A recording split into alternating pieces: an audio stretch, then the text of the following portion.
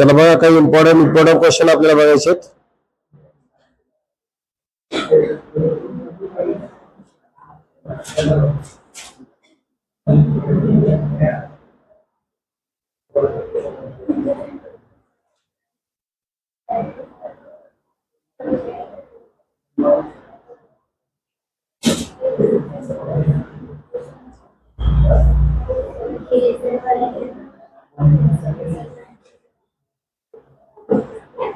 Differential इक्वेशनला revise करायचं आपल्याला.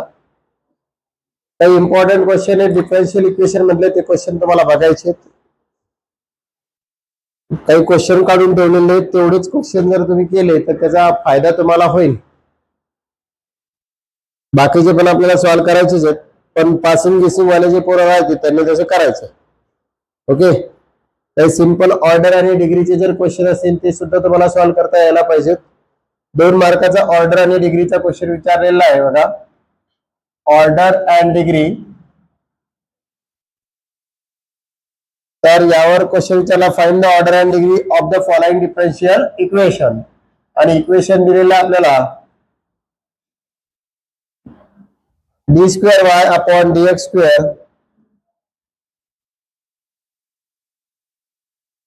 Is equal to under root of y minus dy by dx. आता या ठिकाणी ऑर्डर आणि डिग्री जर ओळखायचं असेल तर मी सांगितलं होतं तुम्हाला root, cube root, square root असं काही आपल्याला पाहिजेत नाहीये. या ठिकाणी काय आलंय, स्क्वेअर रूट आलंय. म्हणून काय करायचं, taking square on both side. पहिले तर स्क्वेअर रूटची जी टर्म आहे ती सेपरेट आहे का एका साइडला एकटीच, एवढं आपल्याला बघायचं असते. आणि त्यानुसार काय करायचं आपल्याला माहिती का, त्याची ऑर्डर आणि डिग्री फाइंड आउट करायची आहे. मग याला काय करणार, सोल्युशन मध्ये क्वेश्चनला as it is note down करून घ्यायचं आपल्याला. त्यानंतर काय करायचं, taking square on both side. Square का घेतला, कारण स्क्वेअर रूट गायब करायचं म्हणून. Taking square on both side. मग इकडे काय येणार, d² y अपॉन dx² चा square is equal to under root of y minus dy by dx. त्याचा काय घ्यायचा आपण, स्क्वेअर. लक्षात, इथे स्क्वेअर रूट आणि स्क्वेअर काय होणार, म्हणजे इक्वेशन काय बनणार, d² y अपॉन dx² त्याचा square is equal to y minus dy by dx. आता रूट वाली टर्म काय झाली, गायब झाली. मग त्यानंतर काय लिहायचं, here highest order derivative. Which derivative, highest order derivative. Highest order derivative is काय, highest order derivative d² y by dx², d² y by. मग therefore order is equal to किती, ऑर्डर 2. आणि ते जी ऑर्डर आहे आपली त्याची पॉवर बघायची किती येतं, जी ऑर्डर आहे त्याचीच पॉवर घ्यायची. त्याची पॉवर किती आहे, 2. म्हणून डिग्री सुद्धा काय झाली, 2. ऑर्डर 2 आणि डिग्री 2. बरोबर आहे का.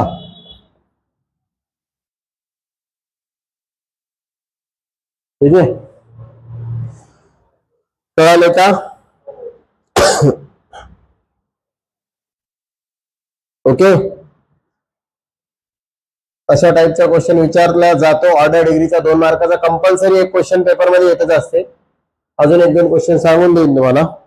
Okay,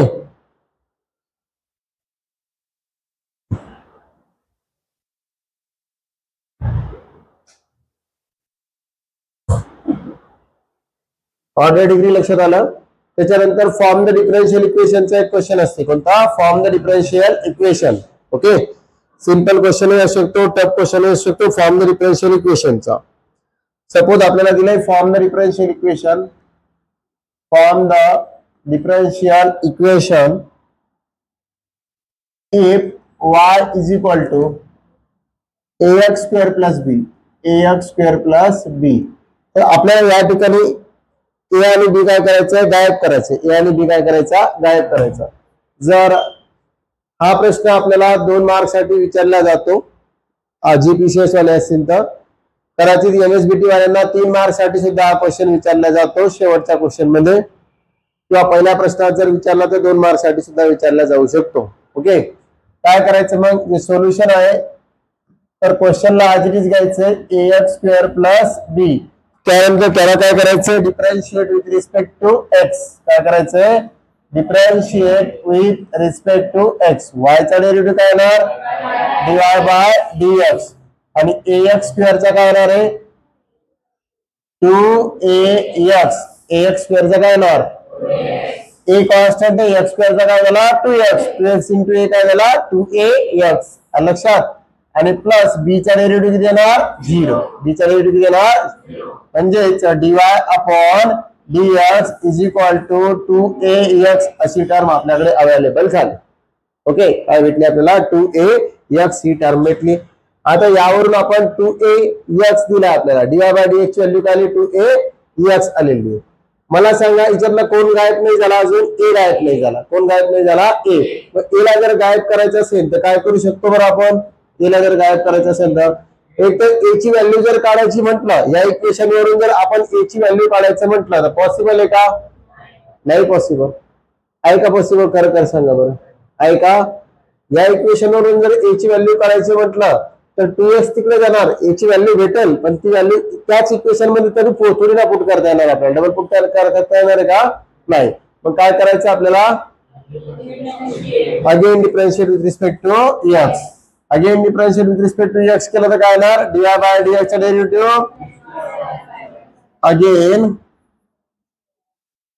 differentiate with respect to x, dy by dx चा डेरिव्हेटिव्ह काय राहणार d square y by dx square, d square y by आणि 2ax चा काय येणार 2a, 2ax चा काय येणार 2a. आता मला सांगा तुम्हाला कोणाची व्हॅल्यू माहित झाली 2a ची, कोणाची व्हॅल्यू माहित झाली 2a ची व्हॅल्यू या इक्वेशन मध्ये ठेवू शकता का नाही ठेवू शकत, ठेवू शकता का नाही.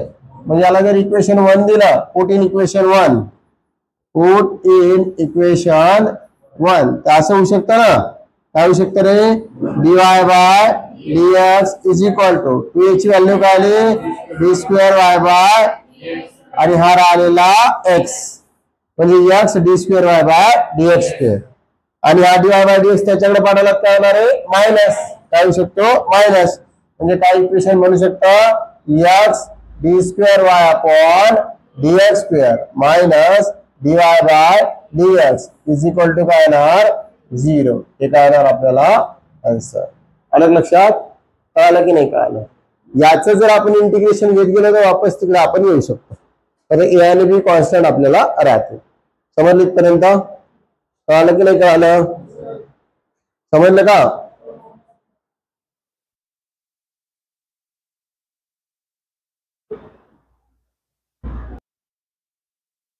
समजले. अजून पुढचा एक क्वेश्चन आहे बघा, जमतात का बघत चला, नसेल जमलं तर पाहू बघा आपण पुढे काय करायचं. तर हा एक वखडीचा असेल तुमच्या, सॉल्व सेक स्क्वेअर टाइप सांगायची पटकन ना, sec square x tan y dx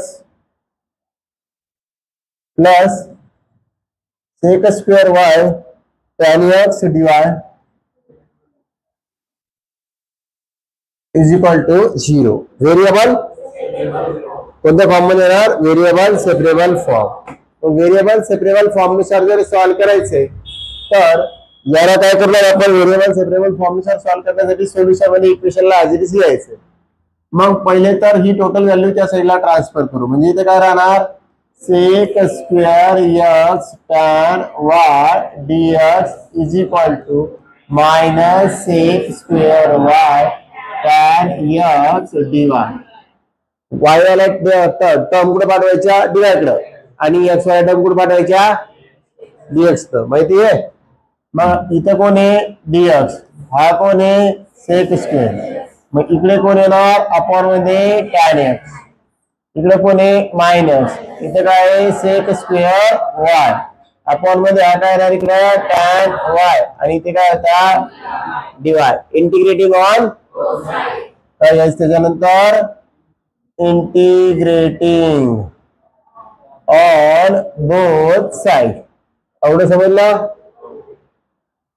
मग इंटिग्रेटिंग जर घेतला तर integration of sec square x upon tan x dx is equal to minus integration of sec square y tan y into dy.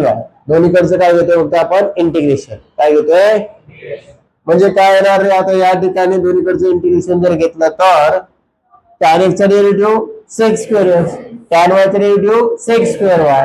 म्हणजेच आपल्याला एक फॉर्म्युला माहिती होता, इंटिग्रेशन ऑफ वर जर f डॅश ऑफ x असेल आणि खाली फंक्शन ऑफ x असेल तर काय घेतलं आपण dx असेल या ठिकाणी समजा तर काय घेतलं आपण log of f of x घेतलेला आहे. काय घेतलंय log of f of. याच्यानुसार याचं काय मिळणार log of tan x is equal to minus याचं काय भेटणार log of tan y आणि शेवटी प्लस सी काय घ्यायचं log c.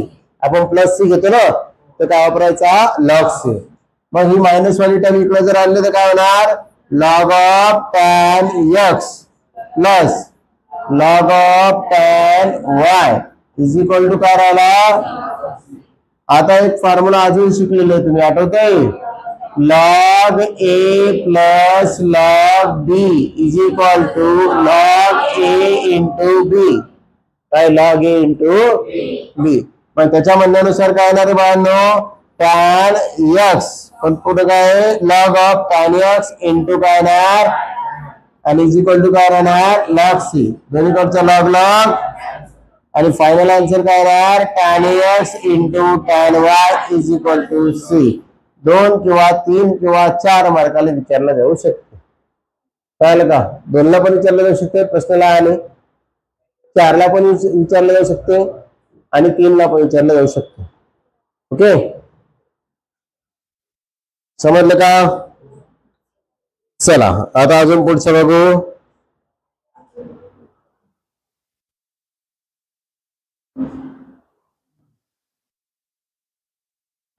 झालंय जमले. प्रत्येक टाईपचे एक एक दोन दोन क्वेश्चन बघणार आहोत आणि ते असे क्वेश्चन बघणार आहोत तसाच प्रश्न तुम्हाला पेपरमध्ये सापडेल. Okay solve the differential equation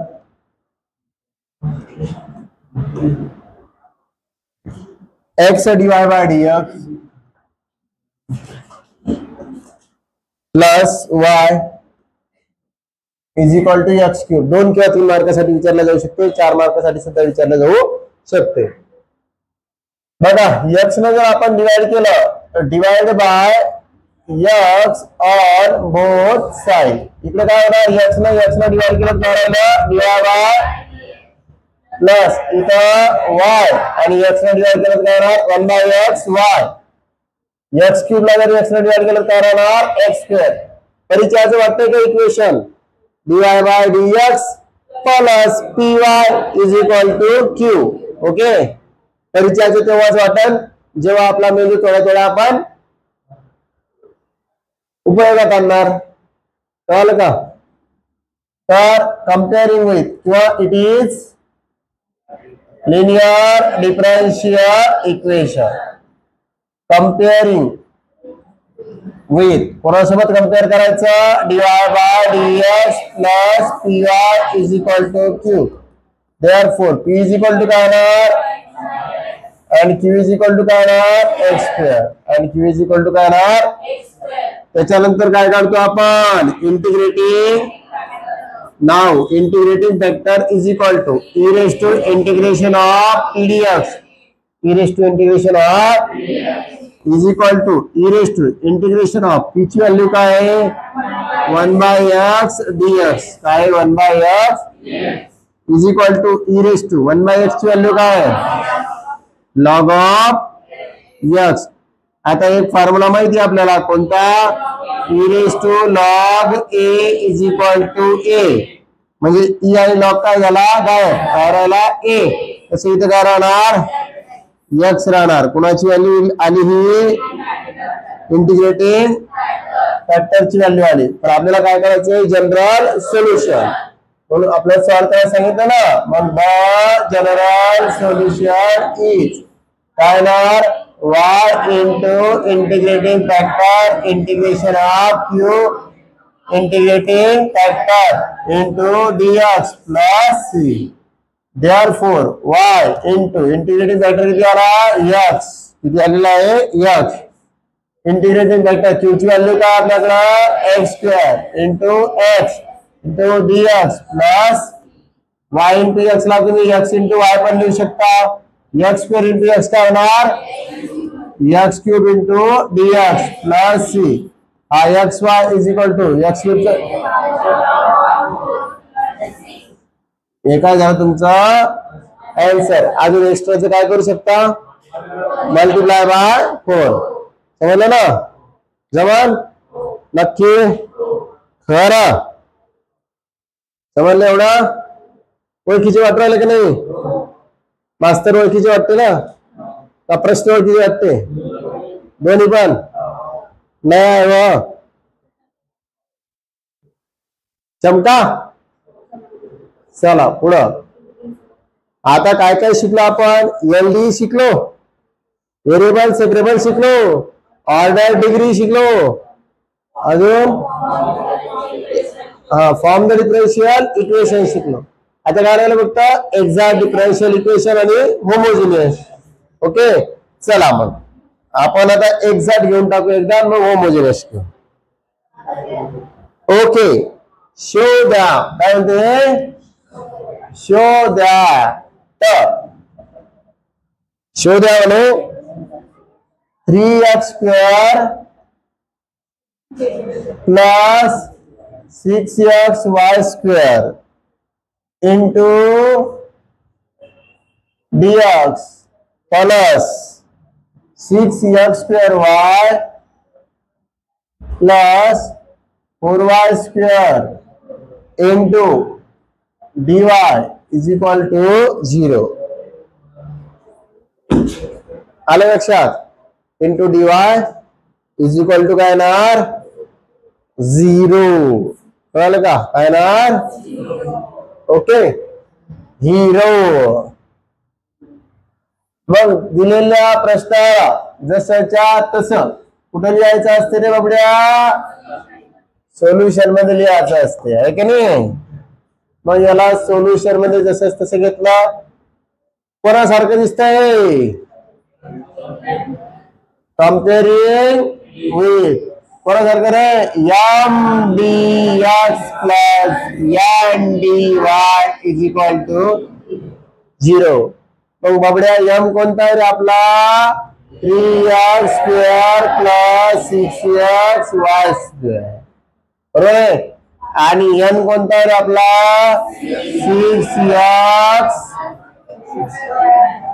6x square Y plus 4y square आहे ना सर. मग बघ रे बाळा याला कशाने डिफरन्शिएट करायचं partially differentiate with respect to Y.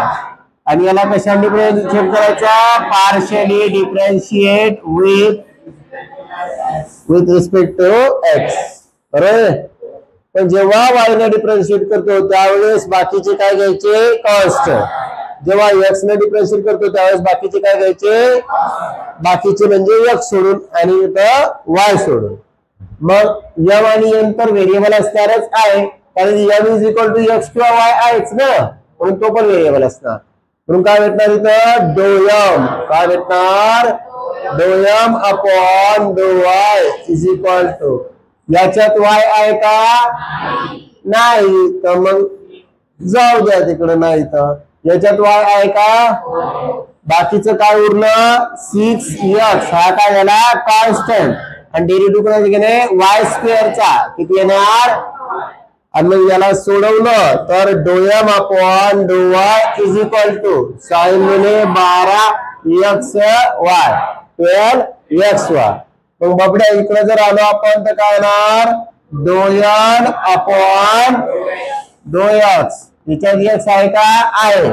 मग कोण राहिलं उरलेलं 6y तो काय झाला कॉन्स्टंट आणि x स्क्वेअरचा डेरिव्हेटिव्ह 2x याच्यात x आहे का मग त्याचा डेरिव्हेटिव्ह मग साइन गुणे 12xy ही कोणाची व्हॅल्यू आली डोयन अपॉन याला म्हणायचं पहिला याला म्हणायचं दुसरा आणि मग म्हणायचं फ्रॉम 1 and 2. लागलं तर पहिलं हे सोडवायचं मग ते सोडवायचं काही बिघडणार असं बी सोडवलं तरी काही बिघडणार फ्रॉम 1 and 2 डो एम अपॉन डो वाय इज इक्वल टू डो एन अपॉन डो. कशाहून बरं? फ्रॉम 1 and 2 वर. उजवी बाजू काय दोघांची? मीन्स राइट साइड काय आहे? सेम. म्हणून लेफ्ट हँड साइड सुद्धा काय येणार? समझ में आ रहा है? थोड़ा थोड़ा, जरा जरा. ओके. मग काय येणार हे? It is exact differential equation. आलं लक्षात? मग याच्यावरून काय करायचं आता? द जनरल सोल्युशन इज, काय असतं general solution? Integration of M D x plus integration of N D Y is equal to c. But काय घेणार इथं? Keep y constant. Keep y constant. आणि इथे काय येणार? Not containing x. कळून राहिलं भाऊ? सगळ्यांना समजून राहिलं? थोडं स्लोली सांगतो पण कळत ना. मग इथं इंटिग्रेशन पूर्ण एम उचलायचा आणि ठेवायचा. काय रे? 3x स्क्वेअर प्लस घेतला आणि इथं काय घेतला? dx plus. याच्यात कोणती टर्म घ्यायची नाही? ज्याच्यात x आहे ती घ्यायची नाही. याच्यात x आहे का? मग घ्यायचं का? याच्यात x आहे का? मग घ्यायचं का? घ्यायचं. ओके. म्हणजे काय होणार? इंटिग्रेशन ऑफ फक्त काय होणार? 4y स्क्वेअर आणि dy इज इक्वल टू. आता इंटिग्रेशन काय करायचं? सेपरेट. व्हेरिएबल सोडून बाकीचे कॉन्स्टंट करू काढायचे इंटिग्रेशनच्या बाहेर. व्हेरिएबल कोण आहे? x. 3 काय झाला? कॉन्स्टंट. 3x square dx. इथं 6y square integration of x plus इथं कोण येणार बाहेर? 4 integration of y square dy is equal to हा 3 x स्क्वेअरचे इंटिग्रेशन काय येणार? पॉवर 1 ने वाढून तीच पॉवर कुठे घ्यायची आहे? अपॉन मध्ये घ्यायची आहे. म्हणजे x cube upon 3 plus 6y square x square upon 2. इधर उसके सर के ऊपर एक बैठा है, सबका मालिक. म्हणून ते 1 प्लस 1 काय झालं बाबड्या? 2. हे 4 याचं काय होणार? इज इक्वल टू 2 का 2 3 का 3 3 कारण मग x cube plus 3x square plus 4/3 y cube is equal to. आता हा 3 जर तुम्हाला बरा वाटत असलं तर ठेवा, आणि नसला जर बरा वाटत तर काय करायचं? या 3 ने दोन्ही इक्वेशन दोन्ही साईडला काय करायचं? मल्टिप्लाय करायचं. इथं multiply by 3 on both side. मग याच्या आपण 3 आहे का? मग कॅन्सल होणार काही. मग इथं काय? 3x स्क्वेअर 3 3 का 9. इथं क्यूब आहे. ओके. हाय म्हणायचे x क्यूब प्लस इथं नाही. आता बरोबर आहे. प्लस इथं काय येणार? 9x स्क्वेअर प्लस 4y चा इज इक्वल टू 3c. हे काय आलं? नवीन कॉन्स्टंट. म्हणून याला काय करायचं? 1 1 1 1 1 कुठपर्यंत? फॉर्म्युल्याच्या नंतरच्या स्टेप पर्यंत. कळलं का? इथं 1 म्हणायचं का? नाही. एवढं कळलं? आणि मग शेवटची एक स्टेप लिहायची 3x cube 9x square plus 4y चा. याला काय म्हणायचं? येडे काय करणे मास्तर? 3c1 ने काय लिहितंय? c लिहितंय. तसंच असतंय. ओके. इथे काय लिहायचं? 3c1 is equal to c is new constant. तर हे दोन्ही कॉन्स्टंट आले ना, म्हणून आपण तसं लिहिलं. ओके. 3 मार्कालाच विचारलेला आहे MSBT ला हा प्रश्न. किती मार्काला? 3. GPCS ला किती मार्क विचारलेला आहे? 4. ओके. कळालं का? MSBT चा पेपर थोडा लेंदी असणार आहे. कसं असणार आहे? लेंदी. त्याच्यामुळे स्पीड वाढवणे गरजेचं आहे. स्टॅटिस्टिक नाहीये, पण तुम्हाला ज्या ठिकाणी एक प्रश्न 4 मार्काचा होता त्याला 2 प्रश्न टाकले 3-3 मार्क करून दिले. 6 मार्काला सोडव 2 प्रश्न. ओके, कळते की नाही कळते? चला, हे झालं एवढं. आता राहिलं होमोजिनियस वालं. चला बघा बाळांनो, पुढचे क्वेश्चन बघा.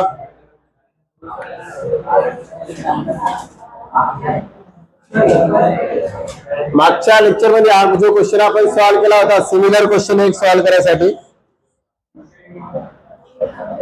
बघा रे पिस्तुले आहो, सेम क्वेश्चन विचारलेला आहे तुम्हाला मेन पेपर मध्ये सुद्धा रिपीट झालेला आहे. तो हा जो क्वेश्चन आहे हाच क्वेश्चन रिपीट झालेला आहे. त्याला व्यवस्थितरित्या समजून घ्या. असंच काहीतरी येणार, mdx plus ndy is equal to 0 confirm येणार पेपर मध्ये. ज्यावेळेस m ला फक्त आपण पार्शियली डिफरन्शिएट करतो y ने, त्यावेळेस x ला काय समजायचं? कॉन्स्टंट. आणि ज्यावेळेस पार्शियली डिफरन्शिएट करतो x ने n ला, त्यावेळेस y ला काय समजायचं? कॉन्स्टंट. दोघांचं जे डेरिव्हेटिव्ह घेतल्यानंतर व्हॅल्यू येते ते जर इक्वल येत असेल तर हे काय आहे? Exact differential equation. कधी कधी 2 किंवा 3 मार्कासाठी तुम्हाला एवढं सुद्धा विचारतील, show that the equation is exact differential equation. मग या ठिकाणी इथपर्यंत सॉल्व्ह करायचं. आणि जेव्हा सॉल्व्ह म्हटलं असेल त्यावेळेस इथपर्यंत सॉल्व्ह केलं तरी चालेल, इथपर्यंत सॉल्व्ह केलं तरी चालेल. ओके, समजलं एवढं? ओके, लिनियर डिफरन्शियल इक्वेशनचा एक क्वेश्चन आहे बघा. सॉल्व, ऑलरेडी भरपूर जणांनी तसा सॉल्व्ह केलेला असेल तो. Solve dy by dx plus y into cot x is equal to cosec x. Okay, simple प्रश्न आहे, सोपा आहे. तर काय येणार बाळांनो? सोल्युशन मध्ये काय म्हणणार? It is linear differential comparing with. काय घेणार? Comparing with. कुणासोबत कंपेअर करणार रे? Comparing with dy by dx plus py is equal to q. बरोबर आहे का? Is equal to q. मग p म्हणजे काय आला? cot x. आणि q म्हणजे काय आला? Cosec x. त्यानंतर काय करत असतो आपण? नाव integrating integration of pdx e raise to integration of p म्हणजे कोण आहे? Into dx. मग e रेस टू कॉटचं इंटिग्रेशन काय असतं? Log of sine x. मग आपण एक फॉर्म्युला शिकलो आहे, e raise to log a is equal to a. मग इथं काय होणार? e लॉग गायब होणार, काय येणार? Sine x. काय येणार? ही कुणाची व्हॅल्यू होती? इंटिग्रेटिंग फॅक्टरची. मग the general solution, the general solution is काय असतं? y into integrating factor is equal to integration of q into integrating factor into dx plus c. बरोबर आहे? सोपं एकदम. मग y इंटू इंटिग्रेटिंग फॅक्टरची व्हॅल्यू काय आली? Sine x is equal to integration q ची व्हॅल्यू काय रे? Cosec x. इंटिग्रेटिंग फॅक्टरची व्हॅल्यू काय आली? Sine x dx plus c. मग आपण शिकलेलो आहे 1 upon sine theta is equal to cosec theta. हा साइन थीटा जर इकडे ट्रान्सफर केला तर इंटू साइन थीटा होणार ना, हा गायब होणार. इकडून तिकडे ट्रान्सफर झाल्यावर साइन इंटू कोसेक काय असतो? 1. म्हणजेच काय होणार? y into sine x is equal to याचं काय होणार? 1 dx प्लस c. कळलं का? लागलं तर रिझल्ट लिहून देतो बाबा. हो, cosec theta into sine theta is equal to 1 होतं. आलं लक्षात? मग आता 1 चे integration y into sine x, 1 चा x plus c. This is our required answer. कळालं का नाही कळालं? समजलं की नाही समजलं? ओके जमन मग नक्की.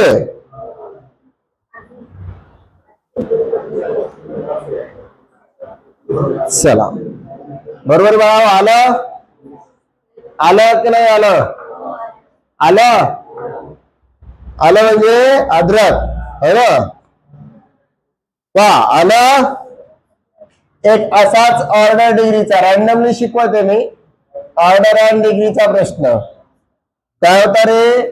D square y upon is equal to under root of 1 plus dy by dx. त्याचा काय दिला बेटा? क्यूब असं दिलं. काय करणार रे ऑर्डर अँड डिग्री त्यासाठी? टेकिंग सोपं आहे. टेकिंग स्क्वेअर ऑन याने हे काय झालं? काय राहिलं मग बबड्या? D square y upon dx square चा स्क्वेअर इकडं 1 प्लस डीवाय बाय डीएक्स चा क्यूब. मग the highest order derivative is d square y upon therefore order is and degree is ही चालते का डिग्री? ही जरी मोठी असली तरी याची ऑर्डर काय आहे? कमी आहे ऍज कम्पेअर टू दिस. पण जी ऑर्डर जास्त त्याचीच काय घ्यायची आहे? डिग्री. कळालं का? समजलं की नाही समजलं? म्हणजे ऑर्डर किती येणार? 2 आणि डिग्री किती येणार? 2. पहिलं जे सॉल्व्ह करून दाखवलं होतं तसं लिहायचं प्रॉपर. हा कळालं का? नो प्रॉपर लिहायचं रे बा. ओके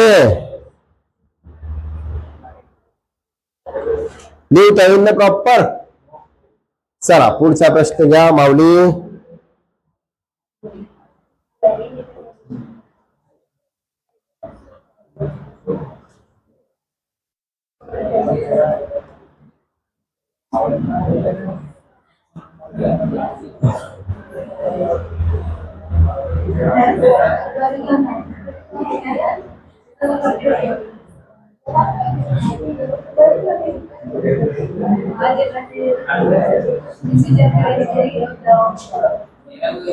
चला माऊली घ्या पुढचा प्रश्न.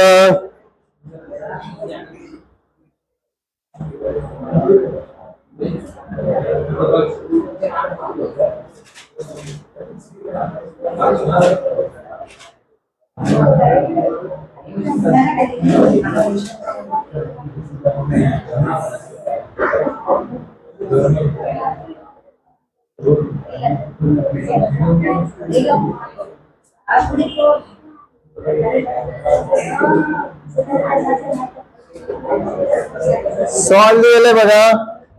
Dy by dx. Solve dy by dx.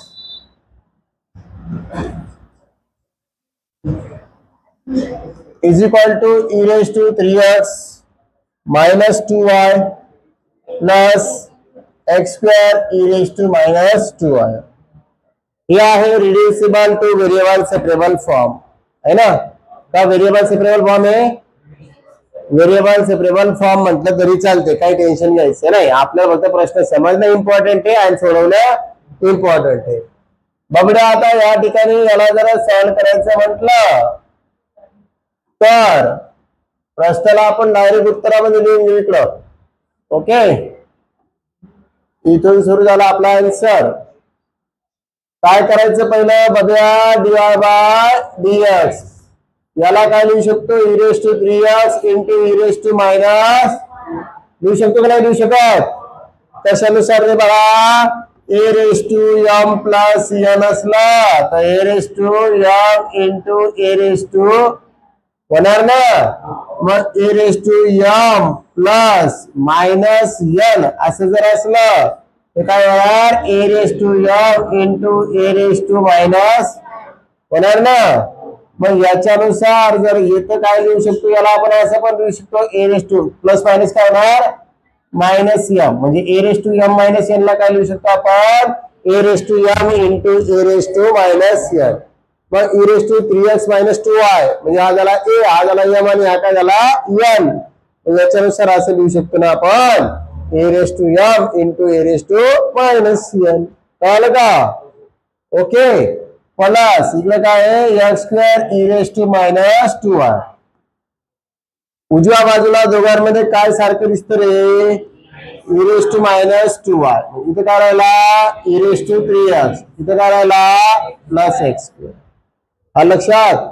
मग याला म्हणून तुम्ही जा डाव्या बाजूला. बरोबर का? मग इकडला e raise to minus 2y तिकडे गेला तर काय येईल E raise to 2y dy. वर जर लिहिला तर कुठे लिहिला होता वर. किंवा हा dy जसाच्या हा इथं या ब्रॅकेटला मल्टिप्लाय मध्ये तिकडे जाऊन कुठे जाणार डिवाइड मध्ये. पण कसा e raise to minus 2y. Okay. Is equal to इथं काय राहिला e raise to 3x plus x square आणि हा कोण जाणार त्यांना इंटू मध्ये dx जाणार. लक्षात. मग dx वाल्याकडे कोणत्या टर्म आल्या x वाल्या.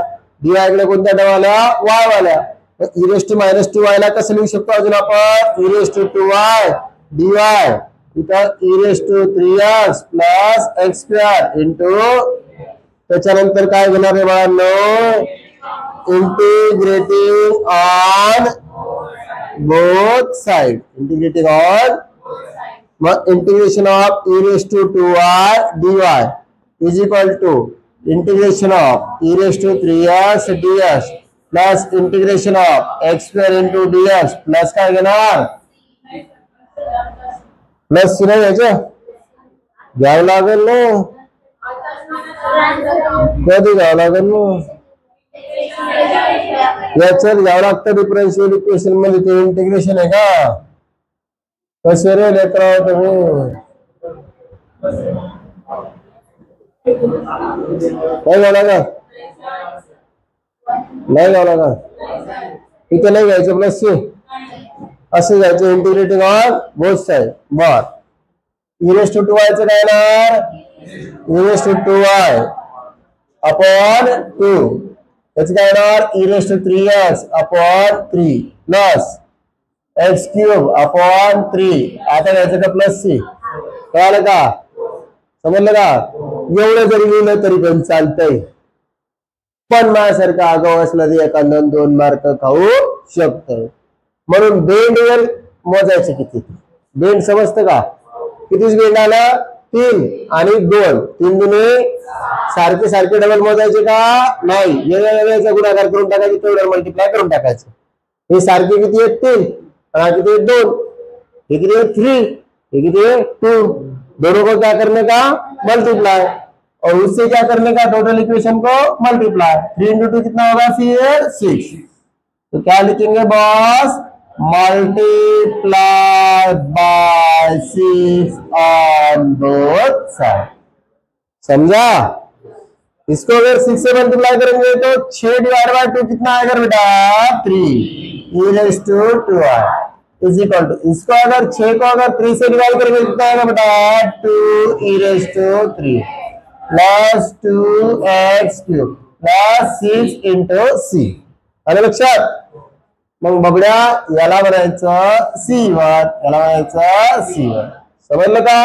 आणि नेक्स्ट स्टेप मध्ये द्यायचं 3 e raise to 2y minus 2 e raise to 3x minus 2x cube is equal to C. याच्या जागेवरती काय घेतलं C. इथे द्यायचं since 6C1 is equal to C is new constant is new. This is our required answer. समजलं की नाही समजलं? समजायला?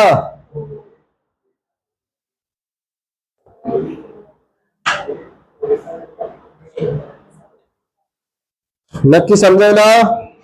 चला फॉर्म द डिफरेंशियल इक्वेशन वाले एक सॉल्व करू शकता. फॉर्म द इक्वेशन वाला हे सॉल्व करायचं हे पण इम्पॉर्टंट आहे. Form the differential equation y is equal to a e raised to x plus b e raised to minus x. कळालं का? डबल डेरिव्हेटिव्ह घ्यावा लागेल. कसं घ्यावं लागेल? डबल डेरिव्हेटिव्ह घ्यावा लागेल. ओके जमलं कर भाऊ, नसेल जमलं तर सांगतो मी. y इज इक्वल टू काय होता, फ्रॉम द डिफरन्शियल इक्वेशन काय होतं बाळांनो, y is equal to a e raise to x plus b e raise to minus. पक्का प्रश्न येणार आहे असं याच्यावर, पक्का. इथं a sin x plus b cos x असं पण असू शकतं, a sin x plus b cos, a sin 3x plus b cos 3x असं पण असू शकतं, a e raise to x plus b e raise to minus x असं पण असू शकतं, a e raise to 3x plus b e raise to minus 3x असं असू शकतं. 3, 4, 2 काही पण आकडा घेऊ शकतात. पक्का एक प्रश्न येणार म्हणजे येणार आहे. ओके, काय येणार पहा, differentiate with respect to x, y चा डेरिव्हेटिव्ह बघूया. बोला, a जसाच्या e रेस टू x चा डेरिव्हेटिव्ह, b जसाच्या तसा, e raise to minus x चा डेरिव्हेटिव्ह, पुन्हा मायनस x चा काय झालंय, -1, पुन्हा याला व्यवस्थित लिहा, dy by dx, a e raise to x minus b e raise to minus x, again differentiate with respect to x. क्या करना पड़ेगा, again differentiate, again differentiate with respect to x. dy by dx चा काय येणार, d square y by dx square is equal to a जसाच्या e raise to x चा derivative minus b जसाच्या e raise to minus x चा derivative e raise to minus x आणि पुन्हा minus x चा. आता याला जरा सिम्प्लिफाय केलं बाबुड्या तर काय येणार, e raise to x minus minus plus b जसाच्या e रेस टू. मग बाळा इक्वेशन नंबर 1 पाहिलं रे भाऊ, d square y by dx square is equal to a e raise to x plus b e raise to minus x वर काय लिहू शकतो, y, म्हणजेच d square y by dx square minus y is equal to. This is our required differential equation. समझलं की नहीं समझलं, पहला कितना अवघड होता तो पाहू मग अब सॉल्व करके. चला पहा, लक्ष द्या इकडं, लक्ष द्या बघा हो. असा एक प्रश्न विचारलेला आहे, फाइंड द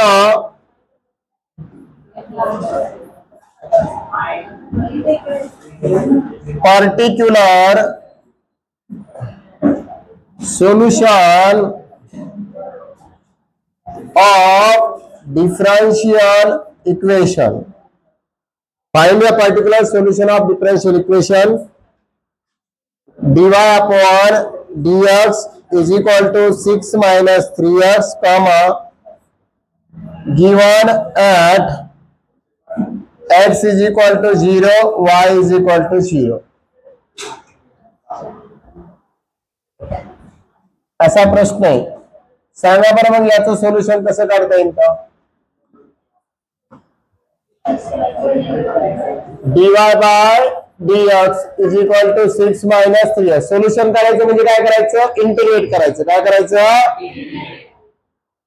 इकडे काय करणार मग, integrating on both side, integrating on both side. होईल ना इंटिग्रेशन, होईल का, नक्की नाही ना.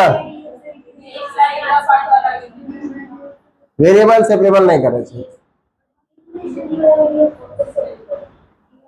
नाही बरं. इंटिग्रेटिंग ऑन बोथ साइड भी केलं चालतंय ना. dy is equal to integration 6 minus 3x into dx. dy चे इंटिग्रेशन काय होणार, y, 6 चे इंटिग्रेशन काय होणार, 6x मायनस 3x काय येणार, 3x स्क्वेअर अपॉन 2. बरोबर आहे का, येणार का नाही येणार असं, बरोबर आहे का. आणि प्लस काय घ्यावं लागेल, c at x is equal to 0 and y is equal to, therefore इथं काय येणार 0, 6 into 0 -3 into 0 चा square upon 2 plus c. Therefore c is equal to 0. Put in equation 1. Put in equation 1 म्हणजे काय येणार y is equal to 6x minus 3x square upon 2 plus c ची value काय आहे 0 आहे. c ची व्हॅल्यू काय आहे 0. आलं लक्षात. म्हणजे इथे काय येणार प्लस 0. हा 2 आहे. टोटल इक्वेशनला कशाने मल्टिप्लाय करू शकतो आपण 2 आहे. म्हणजे काय येणार 2y is equal to 12x minus 3x square आणि 0 काय होणार डायरेक्ट. कळलं नाही कळलं. फायनल इक्वेशन तुम्ही इथं पण सोडू शकता या इक्वेशनला, अशी काही अडचण नाहीये. याला जर असं जर सॉल्व्ह नाही केलं तर y is equal to 6x minus 3x square upon 2 इथं पण एंड करू शकता. ओके. किंवा असं पण करू शकता ट्रान्सफर करून 2y minus 12x plus 3x square is equal to 0. पण ठीक आहे सफिशियंट इथपर्यंत. ओके. लक्षात कळलं काय कळलं एवढं समजलं.